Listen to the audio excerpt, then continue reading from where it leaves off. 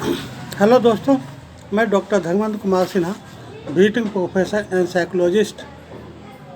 What is love, प्रेम क्या है, इस पर मैं विश्व विख्यात स्पिरिचुअल गुरु एंड सेलिब्रिटीज एकहार्ट टोले, जिनकी प्रसिद्ध बुक्स है द पावर ऑफ नाउ, मैं उनका थॉट आज आप लोगों से शेयर करने जा रहा हूँ।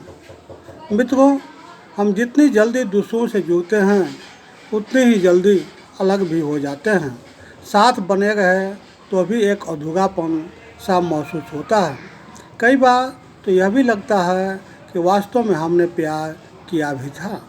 दरअसल जिसे हम प्रेम समझ रहे होते हैं वह कुछ और ही होता है।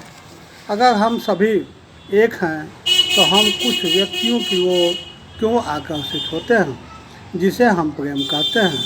यह सवाल अक्सर आपके मन में आता होगा। दरअसल सच्चा प्यार इंद्रियों से परे होता है। उसका शरीर से बहुत लेना देना नहीं होता। अपने भीतर की पहचान किए बिना सच्चा प्रेम नहीं हो सकता। अपने भीतर के निराकार को जानकर ही हम दूसरों में खुद को महसूस कर सकते हैं। रूप या आकार में नहीं, भाव से प्यार होना ही सच्चा प्रेम है। जब तक आप दिमाग से संचालित होते हैं, आपको सच्चा प्रेम नहीं हो सकता। प्रेम का एहसास हो सकता है, लेकिन वह सच्चा प्रेम नहीं होता। मसलन हम में से ज़्यादातर लोगों ने अपने जीवन में महसूस किया होगा कि उन्हें प्यार हो गया है, लेकिन वास्तव में एक दो लोग ही होते हैं जो सचमुच प्यार में होते हैं। ज़्यादातर लोगों में कुछ समय बाद ही प्यार का एहसास समाप्त हो जाता है। हमें सच्चे प्रेम और तथाकथित प्रेम के दूसरे रूपों को समझने की जरूरत है।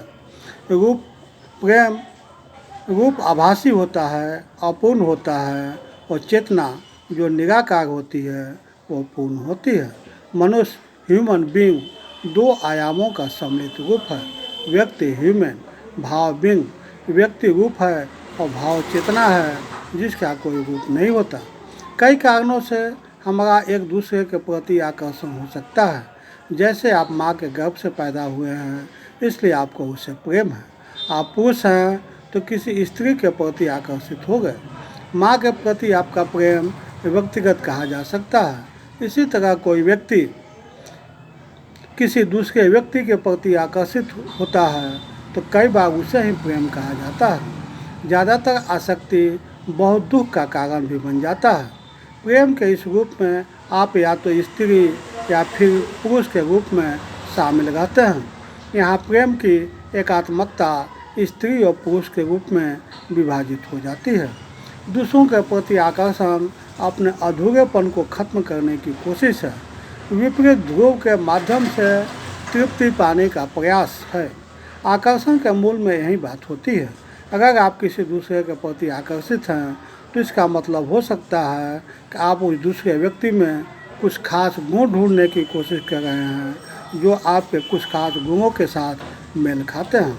अगर उसके गुण आपके गुण से मेल नहीं खाते तो यह भी हो सकता है कि आपके उसके व्यक्तित्व में जो नहीं है, आप उसे दूसरे में ढूंढने की कोशिश कर रहे हैं।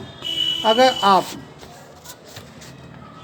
एक बेहद शांतिप्रिय इंसान है तो हो सकता है कि व्यक्ति उस व्यक्ति के प्रति आकर्षित हो जाए जो बहुत नाटकीय स्वभाव वाला हो।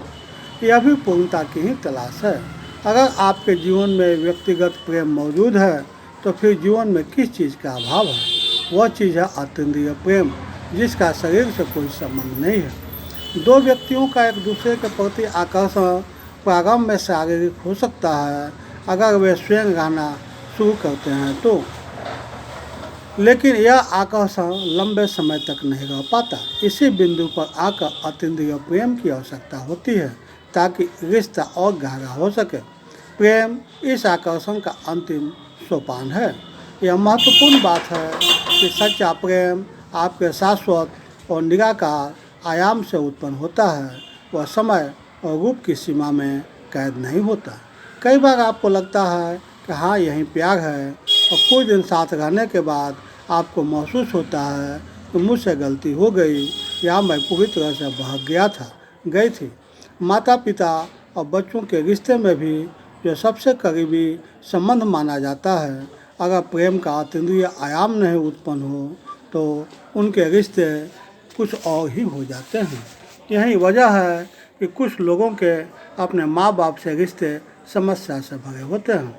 कुछ रिश्ते शारीरिक आकर्षण की वजह से प्रारंभ हो सकते हैं और फिर कुछ समय इसमें दूसरा आयाम, जिसे हम अतीन्द्रिय कहते हैं, आता है और वह सच्चे प्रेम के रूप में परिणत हो जाता है। यह सवाल पूछना बहुत अहम है कि क्या इस रिश्ते में गहराई है, क्या विचार और भावनाएं हैं। अगर आप किसी व्यक्ति के साथ रहते हैं और उस रिश्ते में केवल विचार और भावनाएं हैं तो यह एक भयानक जेल में रहने जैसा है।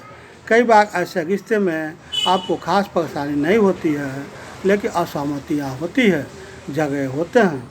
कोई मानसिक शोर नहीं, कोई भावनात्मक तरंगे नहीं। इसका मतलब यह भी नहीं है कि भावनाएं नहीं हो सकती या विचार नहीं हो सकते, लेकिन इस रिश्ते में कुछ और भी मौजूद रहना चाहिए। किसी भी मानवीय संबंध में यह सवाल पैदा होना अहम है, क्या इस रिश्ते में स्पेस है। स्पेस का अर्थ है जब विचार महत्वपूर्ण हो जाए, यहाँ तक कि सारी भावनाएं भी महत्वहीन हो जाए, तभी जीवन में सच्चा प्रेम उत्पन्न होता है और वहीं अंत तक टिका रहता है। हमें यह स्वीकार करने की ज़रूरत है कि व्यक्तिगत आकर्षण होता है, लेकिन यह अपने आप में कभी भी संपूर्णता की अनुभूति नहीं करा सकता। कई बार वह अत्यंत दुख का कारण भी बन जाता है। प्रेम दुख का कारण तब बन जाता है जब वह सिर्फ इंद्रियों तक सीमित रहता है, जब उसमें अतीन्द्रियता नहीं आती। फिर प्रेम में अतीन्द्रियता भाव कैसे आता है? जब आप दूसरों के प्रति उदार होते हैं, उसे स्पेस देते हैं। इसका अर्थ यह है कि जब आप दूसरों की ओर देखते हैं तो उसे देखते हुए आप अपने मौन को भी तलाशें। मित्रों, मैंने ए थॉट विश्व प्रसिद्ध writer the power of now के रचनाकार एकहार्ट टोले के प्रसिद्ध books the power of now से लिया है। मित्रों, द पावर ऑफ नाउ एक बहुत ही पावरफुल एंड मोटिवेशनल बुक्स है, जो आज दुनिया में सबसे ज़्यादा